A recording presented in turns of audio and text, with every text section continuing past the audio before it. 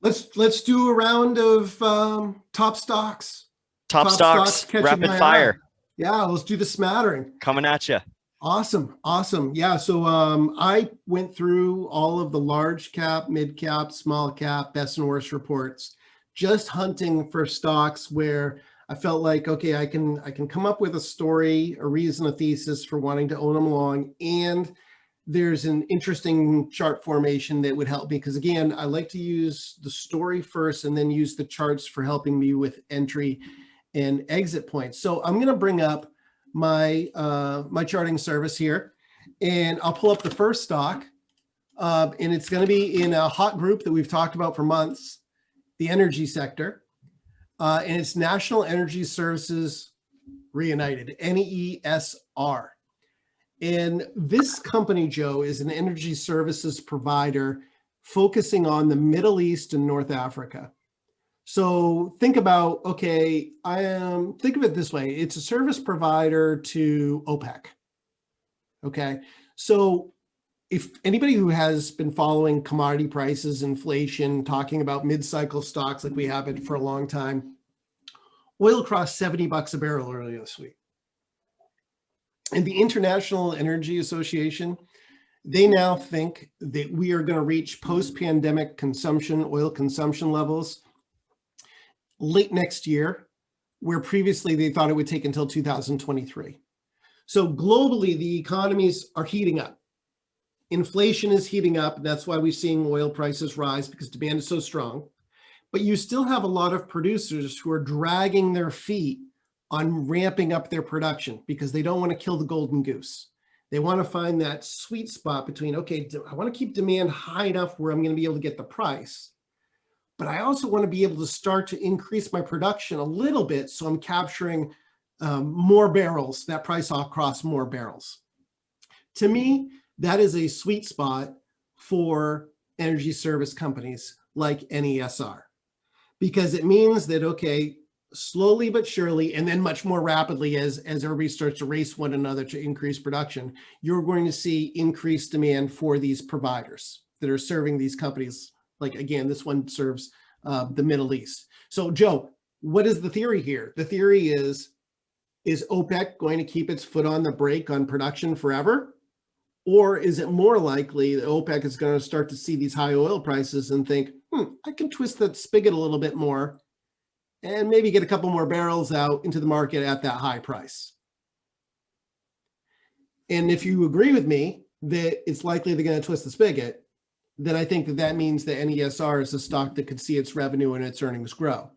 Grew 15% year over year in the December quarter. Scheduled to report its first quarter on 6/15, so next week. So just be wary of that, because you don't want to be gaming earnings, but they do have earnings coming next week. So it'll be interesting to see what they say. 2022, analysts think up 58% on earnings to $1.44, which means the stock is only trading about 11 or 12 times next year earnings. Market cap is only 1.4 billion. And Joe, you know I like to look at volume. You've got rising buy volume, including this big bust out volume, highest volume on the chart that I've got displayed, 1 year chart. So, I mean, you've got this huge volume a few days ago and no real sell volume in it. So yeah, that's the first stock that I wanted to highlight, is, again, symbol there, NESR. Joe, do you like hard seltzers? Yeah, I've been known to drink a hard seltzer or two. More of a beer fan myself, but you know, there are times where a hard seltzer is very refreshing. A lot of people like hard seltzers. More and more. Yeah, and it's one of the reasons that Boston Beer, symbol SAM, which I happen to belong, and this is not the stock I'm going to talk about today, but it's giving a backdrop. It's one of the reasons that it's been so successful is because of its Truly brand, right? Well, the next stock I want to bring up is very, very interesting to me. It's Coca-Cola. Now, Coca-Cola is a stock that I own in my portfolio, and Joe, they're getting into hard seltzers. This is news to me. They have a brand. It's already been pretty successful in Texas, called Topo Chico. Good name. Chico. Yeah. And, you know, like I said, pretty successful. And when I say pretty successful, in the earnings call transcript, Coca-Cola, they said that they'd already achieved a 20% market share in Texas. Wow. That's crazy. That is crazy. Now in the US, they're rolling this out in more states now. They say that their share is only 3% of hard seltzer right now. And of course, with a company as big as Coke, you're going to need a lot of growth to even move the needle a little bit. Right. But my assumption is this category is big enough. People are being social. They're going to want to go out and have beverages. If Topo Chico offers catches some win in the sales, it could become a catalyst or a story that helps drive the stock higher. So Coca-Cola, symbol KO, expected to grow earnings this year 12% to $2.18. Next year, 8% to $2.36.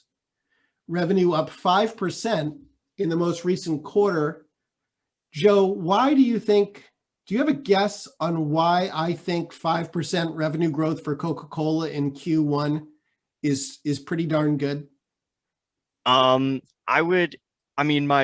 You're a guessing gut, man. yeah. If I'm a guessing man, which I suppose I am, my gut says that to like Q1 of 2021 is January, February, March. We were really still very much in the thick of COVID then.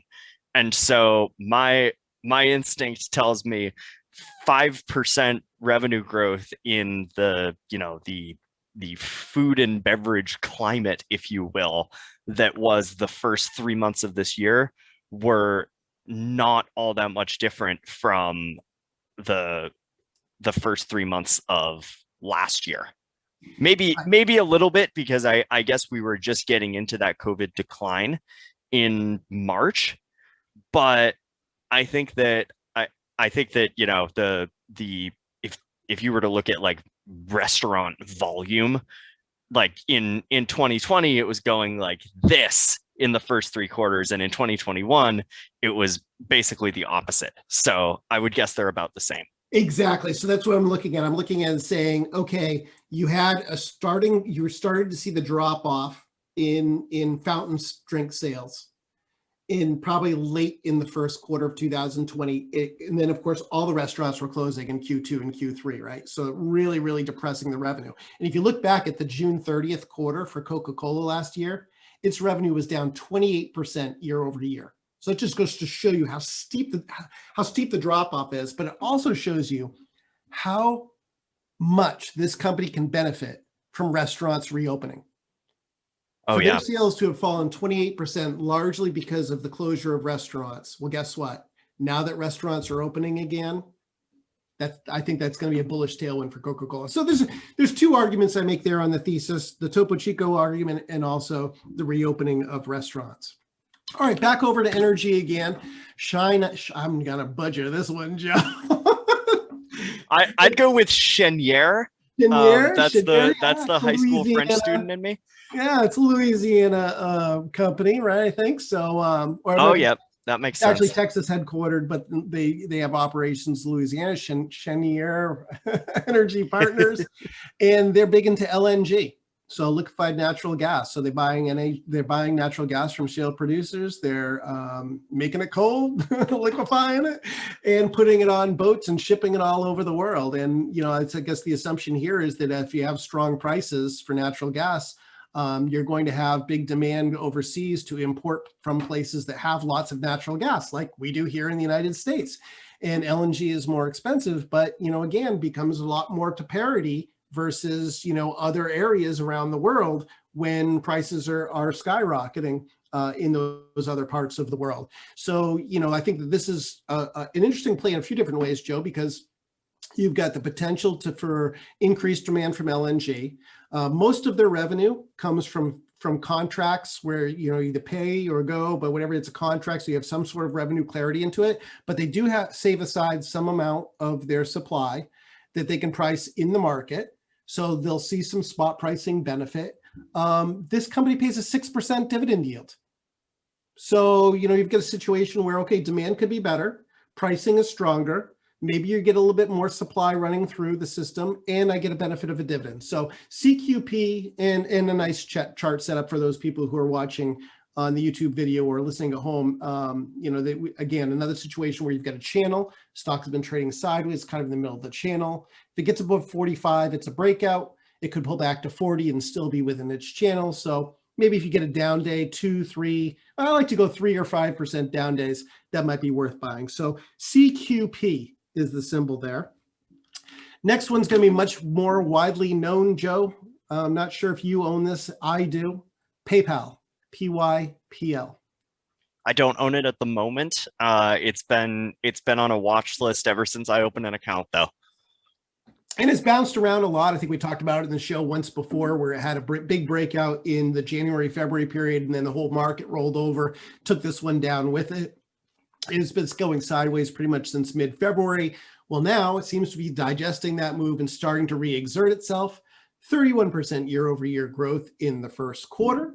22% EPS growth expected this year, 24% EPS expected next year. And Joe, if you expect that more people are going to be using their rising discretionary income because of wage growth to buy more stuff, then it's hard for me to argue against PayPal being a beneficiary of the increase in transaction volume. So PayPal is one I wanted to mention. Next up on the list, another one that's hard to pronounce. Zumiez? I believe it's Zumiez. Zumiez. Okay, so now we're targeting clothing, young men's and women's apparel and footwear, operated in stores throughout the United States. And if you look across this entire basket, you're seeing more and more interest in these mall-based apparel sellers. Yeah, and we talked about Under Armour last week, right? Yeah, Under Armour and Guess we talked about, and there's a whole bunch of them. Abercrombie and American Eagle's been doing well, and Gap's been doing well, and you're seeing, all of these retailers that sell clothing are doing well. And why is that, Joe? What's your guess on that? Reopening play. Reopening, right? We all gained some weight during COVID. We can't wear the same clothes we had pre-COVID. We got to go out and we got to actually refresh our wardrobe. And guess what? We have more consumer discretionary income to be able to buy those clothes too, by the way, because even the part-timers, young men and women who may be working part-time while they're in college or whatever, are earning, Joe, 12, 15 bucks an hour at a lot of these stores, be it a Best Buy or a Chipotle or a Starbucks or whatever.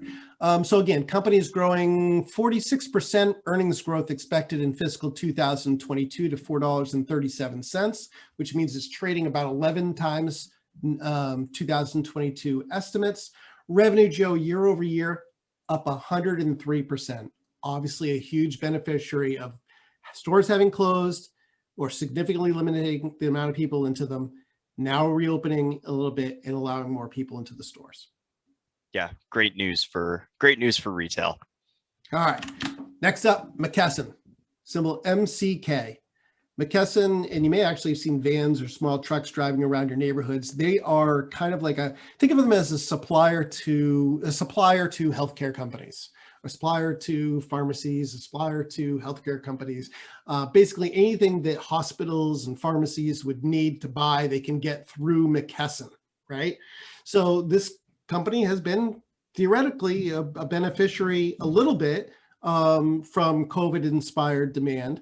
But you have to remember that a lot of people held off in going to primary care visits and held off in elective surgeries and those kind of things. So there was a lot of activity basically that has been bottlenecked in the healthcare system that could now be released. And if that bottleneck releases, then theoretically a stock like McKesson could be a beneficiary. So I like that one as well. Next up, Lifetime Brands, Joe, small cap company, only a 366 million market cap company. They make a lot of kitchenware. I don't know if you've ever heard of the KitchenAid brand, but that's their brands. And their revenue, Joe, in the last quarter was up 35% year over year to 195 million.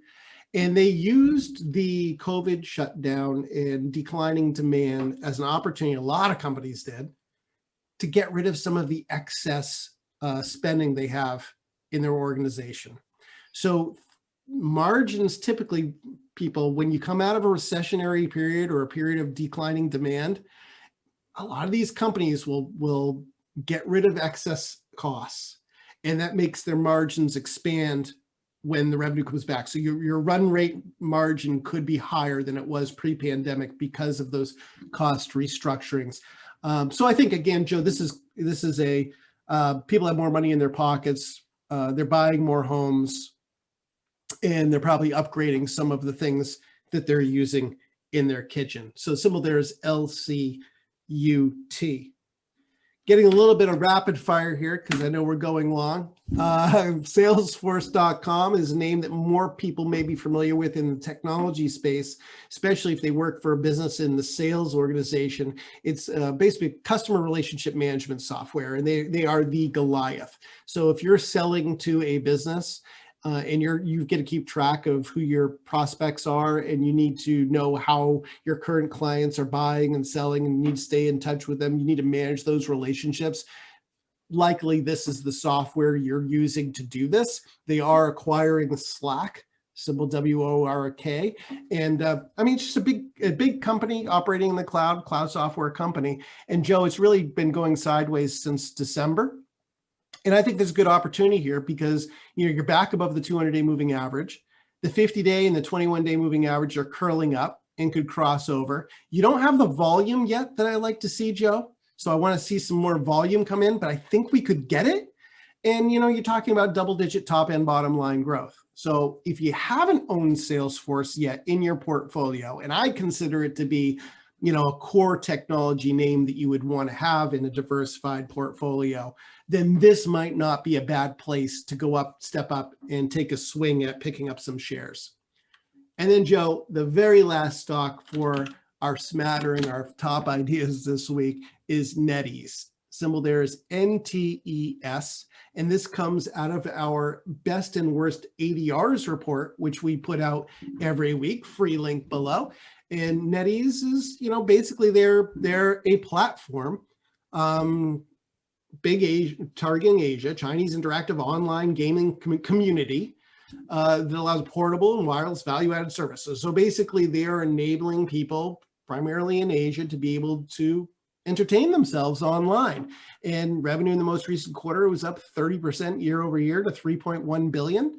And you're talking about in 2021, seeing your earnings grow 25%, in 2022 growing 17%.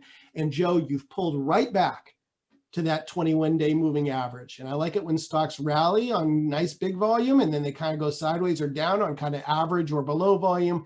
And then they get to these support levels on the 50 and the 21-day moving average. And that can be enough of a little area where buyers come back in, they start to move this thing back up. So there are 9 stocks that people can look to add to their watch list.